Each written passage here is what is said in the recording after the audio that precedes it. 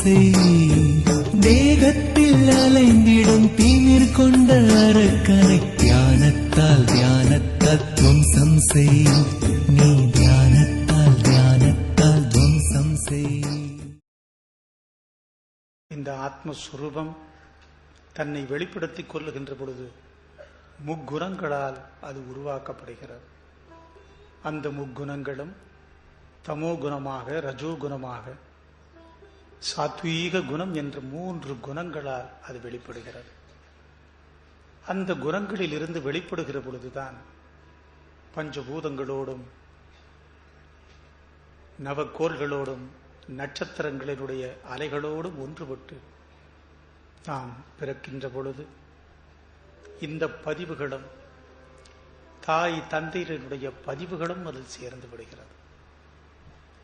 இந்த பதிவுகளின்படி அவன் பிறந்து பிறகு சிறிய வயதிலிருந்து இது நாள் வரை ஏற்படுத்தி கொண்ட பதிவுகளும் சேர்ந்ததுதான் இவனை ஆட்டி படைத்துக் கொண்டிருக்கிறது. இவைகளையெல்லாம் கடந்து உள்நோக்கி செல்லுகின்ற பொழுதுதான் கடந்து கடந்து கடந்து உள்நோக்கி சென்றால் அங்கே கடவுளை அடையலாம். அந்த கடவுள் எப்படி இருக்கிறது? ஆத்ம சுரூபமாக இருக்கிறது. அந்த ஆத்ம சுரூபம் நீதான். இந்த ஆத்மா, உனக்குள் இருக்கின்ற இந்த ஆத்மாவும், சூரியனில் இருக்கின்ற அந்த ஆத்மாவும், சந்திரனில் இருக்கின்ற அந்த ஆத்மாவும், விண்ணில் இருக்கின்ற அந்த ஆத்மாவும், இந்த பிரபஞ்ச சக்தியும் வேறு அல்ல.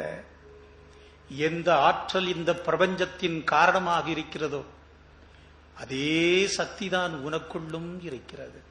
அந்த சக்தியை உனக்குள் இருக்கிறது என்று சொல்லுகிற பொழுது எல்லாமாக இருக்கின்ற அந்த கடவுள் உனக்குள் இருக்கின்ற பொழுது அது ஆத்மா என்று அழைக்கப்படுகிறது. ஆகவே அந்த ஆத்மாவை நீ அறிய முற்படு. உன்னை யார் என்று நினை, நீ ஆத்மா. ஆத்மஸ்வரூபம் என்று நீ, பிரம்மம் என்று நீ நினைக்க நினைக்க நினைக்க நினைக்க நீ அதுவாகவே மாறுகிறாய். அதனால்தான் ஒன்றிலிருந்து எல்லாம் உருவானது. ஏகம்தான், ஏகத்துவம் தான். இங்கே வேறு அல்ல. வேறுபடுவதெல்லாம் அறிவாலும் மனதாலும் இந்த ஐம்புலன் சேர்க்கை என்ற இந்த உடலாலும் தானே தவிர உண்மையில் இந்த பிரபஞ்சம் வேறல்ல. இந்த பிரபஞ்சத்தின் தோற்றத்திற்கு உரிய பொருட்களும் வேறல்ல. இங்கிருக்கின்ற ஜீவராசிகளும் வேறு அல்ல. எல்லாம் ஒன்று. அந்த ஒன்று என்பதை உணர வைப்பதுதான் இந்த யோகம். இந்த ஒன்று என்பதை உணர்ந்து அந்த ஒன்றாகவே இருந்து தன்னுடைய கடமைகளை செய்வதற்கு உரிய வழிமுறைகளை போதிப்பதுதான் நமது யோகம். அதற்கு பல காலங்கள் தேவையா என்று பார்த்தால் பல காலங்கள் தேவைப்பட்டது. பதஞ்சலி காலத்திலும் தேவைப்பட்டது, திருமூலர் காலத்திலும் தேவைப்பட்டது. எத்தனையோ சித்திர பெருமக்கள் இதை அனுபவித்தார்கள். ஆழ்வார்களும் நாயன்மார்களும் அனுபவித்தார்கள். வேதங்கள் தோன்றியது இதற்காகத்தான். உபநிடதங்கள் தோன்றியது இதற்காக. இருவரும் இதிகாசங்கள் தோன்றியது இதற்காக. மதங்கள் தோன்றியதெல்லாம் இதற்காகத்தான். ஆனால் இன்று அந்த உண்மையை நாம் உணர்ந்திருக்கின்றோமா என்றால், உணர்ந்திருந்தால் இந்த பூமியினுடைய வெப்பு அதிகரித்திருக்க. ஏனென்றால் நாம் வாழ பிறரை அழிக்க மாட்டோம்.